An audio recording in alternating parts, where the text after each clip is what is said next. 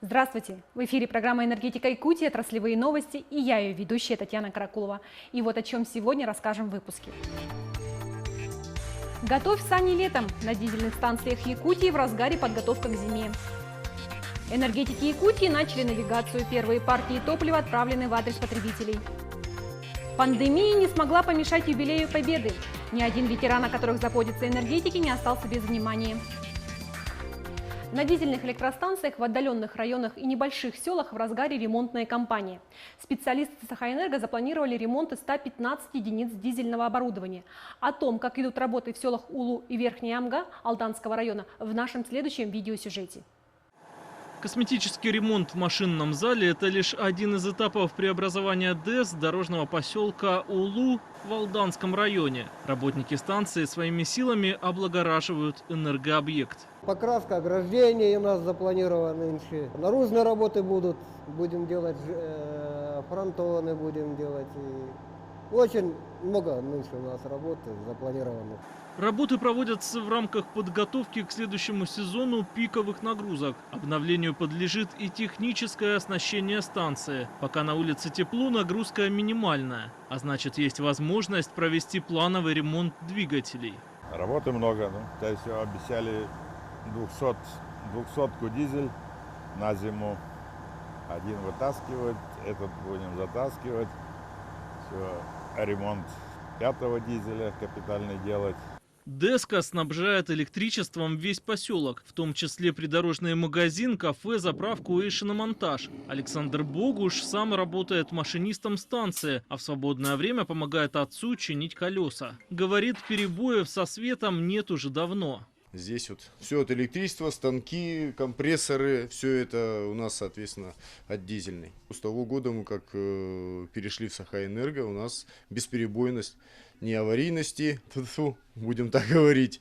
Так что у нас все отлично. Бесперебойно работает и станция поселка Верхняя Амга, что в 80 километрах южнее. Сейчас здесь всего 14 потребителей электричества, поэтому пока световой день на максимуме, все дизеля заглушены. Энергию дает солнце. Своим опытом алданские специалисты намерены поделиться с коллегами. Именно здесь, после снятия ограничительных мер, пройдет ежегодное совещание мастеров ДЭС. Я бы хотел там, чтобы там было вообще идеально, чтобы там все было закрыто тротуарными плитками, все, чтобы там было выкрашено, чтобы там не было никаких деревяшек, вот, склад ГСМ довести до ума там. Несмотря на ограничения, связанные с коронавирусом, все запланированные работы энергетики обещают выполнить в срок. Ведь от этого напрямую зависит, как проведут следующую зиму жители самого холодного региона страны. Энергетики Якутска возобновили подачу электроснабжения после паводка. Произведено включение КТП, питающих потребителей района Даркалах. Также полностью возобновлена подача электроснабжения в поселках Жатай и Нижний Бестях. На данный момент активная фаза ледохода покинула зону ответственности центральных электрических сетей. Отключение оборудования на подтопляемых территориях – вынужденная мера. Это делается для того, чтобы не допустить поражения током людей, оказавшихся рядом с проводами и установками высокого напряжения. Энергетики начали навигацию 2020 года. Первая партия порядка 2500 тонн дизельного топлива отгружена для Алекминского района, а также более 2000 тонн для нужд дизельных станций производственного центра, Кобяйских электрических сетей и Жиганского района. На сегодняшний день в пути находятся 3 единицы флота. Также к первому рейсу готовы 2 сухогрузных судна «Энерготранснаба». Самой крупной из проделанных работ стала смена обшивки корпуса. Идем на Эльдикан. Затем на Кутану, на Чегду, Усть-Миль, Белькачи, Усть-Мая, Эльдикан. В общем, около 60 тысяч тонн надо завести груза. Всего в планах энергетической компании завести в навигацию более 170 тысяч тонн угля, дизельного топлива и других нефтепродуктов. А также запланирована перевозка депонационного запаса топлива по рекам Яна и Колыма. Виртуальная реальность пришла на службу энергетикам. Она помогает начинающим оперативникам усвоить порядок действий при производстве работ на подстанциях и высоковольтных линиях. Для этого необходимы VR-шлем с наушниками и джойстиками, а также программа с модулями локации со своими сценариями. Один из них – подстанция Хатын-Урях, где производятся необходимые переключения. Мы ездили, их снимали, фотографировали, обходили ногами, полностью делали фотографии, отправляли разработчикам, и они уже по нашим фотографиям, наши конкретные объекты с нашим конкретным оборудованием, с нашими даже средствами защиты, они все это прорисовывали и вставляли в программу. Все детали максимально реалистичны, от подписей ответственных на бланках нарядов до табличек на дверях. Все это создает эффект полного присутствия. Молодые энергетики лучшие на отборочном этапе международного инженерного чемпионата Кейс-Ин. Сразу две команды молодых специалистов Якутскэнерго и одна теплоэнергосервиса представили свои решения инженерных кейсов по направлению электроэнергетика. По итогам отборочного этапа они заняли первые и третье места. Если эта идея дальше на научно-техническом совете на нашем обсуждается, рассматривается, принимается решение о том, что да, идея хороша, да, ее можно внедрить в производство, соответственно, каждый, кто является автором этой идеи, он поощряется. Лига молодых специалистов Кейс-Ин проходит с февраля по май. Она состоит из 6 отборочных этапов, проходящих в 5 федеральных округах. Финал традиционно состоится в Москве. В преддверии Дня Победы в якутские энергетики подняли знамя Победы. Его водрузили на высокой точке смотровой площадки Якутской ГРЭС-2. В целом к юбилейной дате энергетики подготовились основательно. Посетили с подарками ветеранов, нуждающимся заготовили дрова, а фонд Победы перечислили более 1,5 миллиона рублей. Подробности в нашем следующем видеосюжете. С этой точки весь Якутск виден как на ладони, поэтому именно здесь, на смотровой площадке Якутской ГРЭС-2, энергетики водружают знамя Победы в дань уважения к тем, кто ценой своих жизней сражались за Родину. В нашей стране нет ни одной семьи, которая так или иначе бы не соприкоснулась с этой бедой. И у меня в семье мой отец тоже был участником и ветераном Великой Отечественной войны. Он прошел путь от Калининграда и закончил войну здесь, на Дальнем Востоке, в империалистической войне с Японией.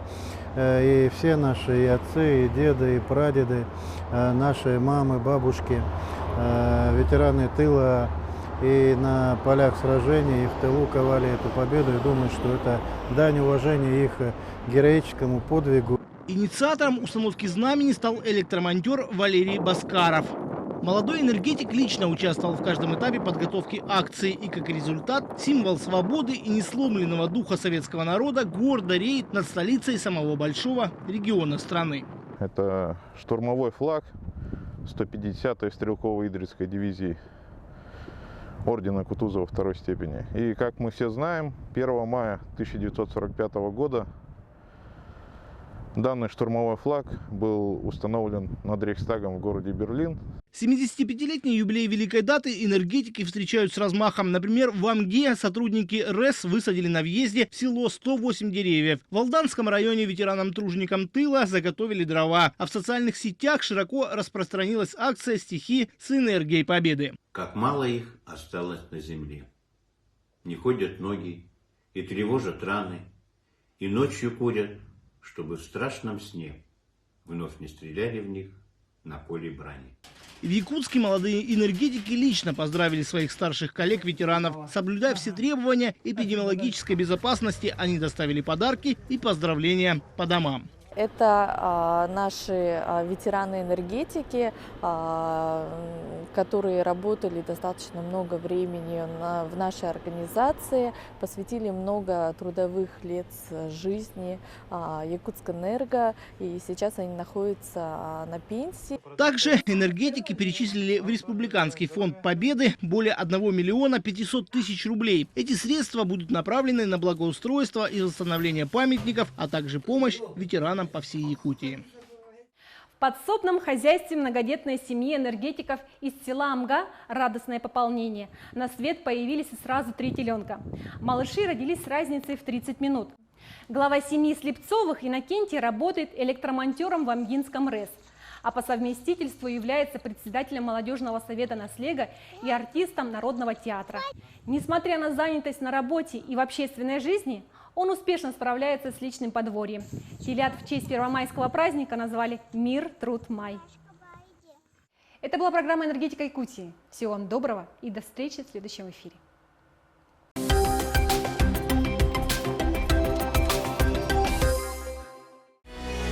Через сайт Якутскэнерго передавайте показания счетчиков, оплачивайте счета онлайн без комиссии в любое время, где бы вы ни находились.